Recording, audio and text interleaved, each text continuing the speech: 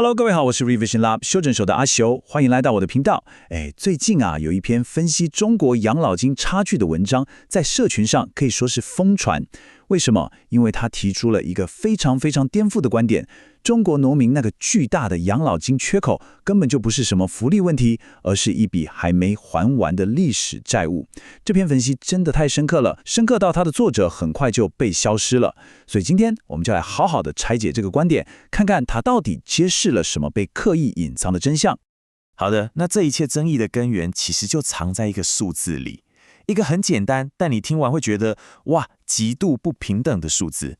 這個差距到底有多大？我們直接來看數據哦。在中國，有1.3億的農村老人，他們每個月可以領到的平均養老金大概是287塊人民幣。好，那你猜猜看，城鎮退休的員工平均是多少？答案是3498塊。你沒聽錯，這中間的差距是整整12倍。這不是一個小數目而已，這是一個影響着上億人生計的巨大結構性問題。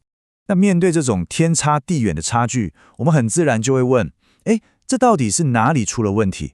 是政策設計不小心疏忽了嗎？還是說有更深層的原因？我們今天要拆解的這份分析，就很大膽地提出，這根本不是意外，甚至可以說，某種程度上，這個結果是被刻意製造出來的。他認為，我們要理解今天的狀況，就必須先回到過去找答案。這份分析就提出，要真正看懂這個12倍的差距是怎麼來的，我們不能只看現在的政策，而是必須把時間拉長，回溯整整76年的歷史。而這麼一大段複雜的歷史，他說，其實可以用3個漢字就把它精準地概括出來。這3個字就是困、抽、馴。什麼意思呢？所謂的困，就是用戶籍制度這種枷鎖，把起義的農民牢牢地困在土地上，你不能自由移動。那抽呢，就是用各種我們後面會詳細聊到的手段，就像一台超大型的抽水機一樣，把農村的財富源源不絕地抽到城市去支持工業化。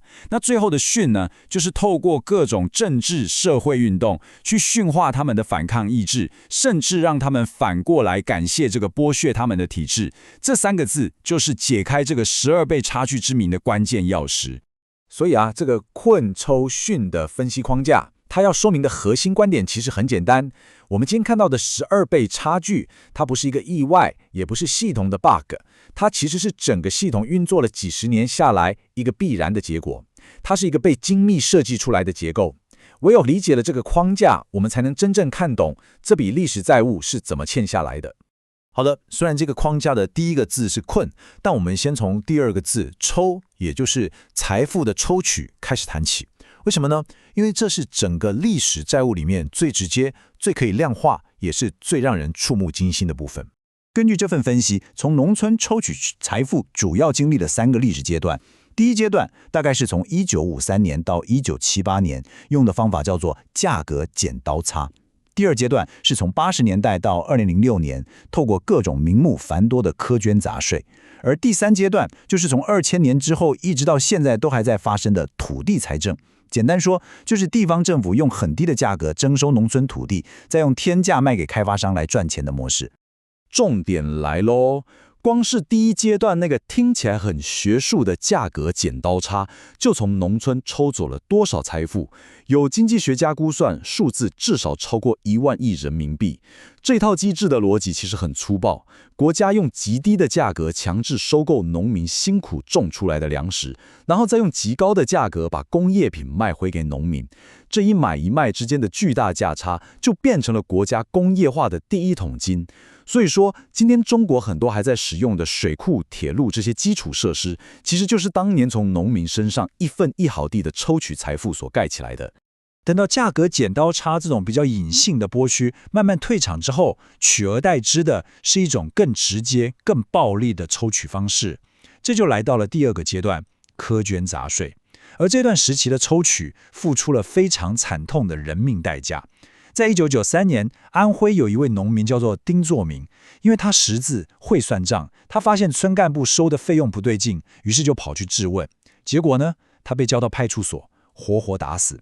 他的罪名僅僅只是問了一句：“這筆錢收的到底對不對啊？”丁住民的悲劇真的不是單一個案，當時農村的困境嚴重到連體制內的人都看不下去了。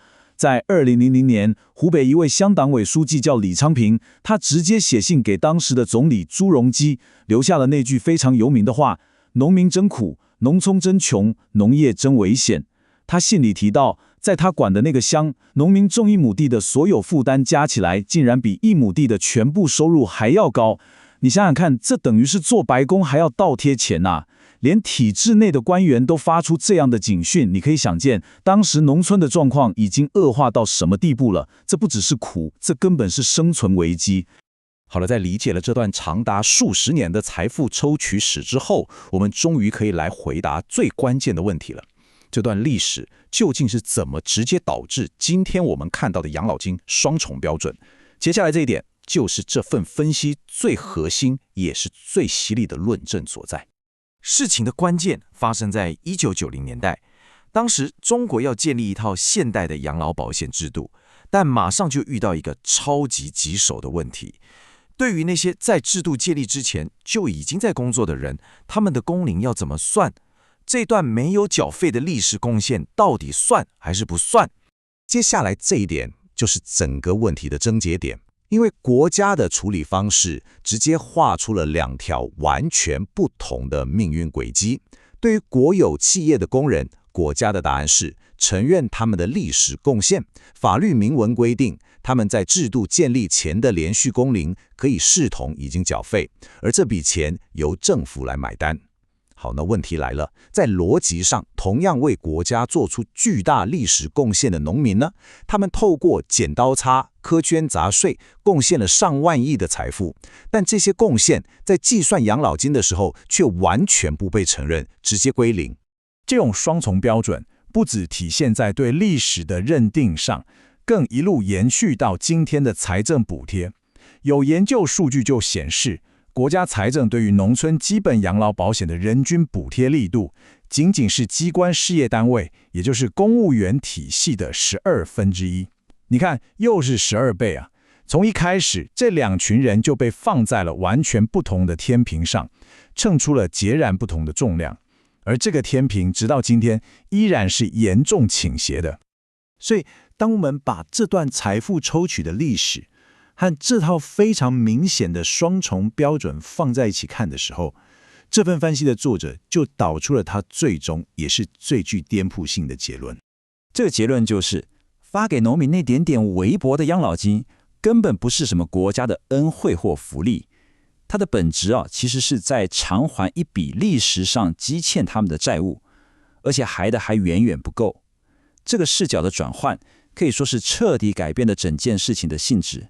從一個關於施捨的問題，變成了一個關於正義的問題。在這個還債的框架下，很多官方的說法都需要被重新詮釋了。比方說，過去官方會說土地改革是分地給農民的恩情，但這份分析認為，這其實是為了完成政治動員，而預先透支了農民的信任。後來取消農業稅也不是什麼天大的恩惠，只是在歸還本來就不該多收的錢而已。甚至連所謂的精準扶貧也不是慈善，而是在彌補幾十年來人為製造的發展欠賬。你看，一旦換成還債這個視角，所有事情的意義就都變了。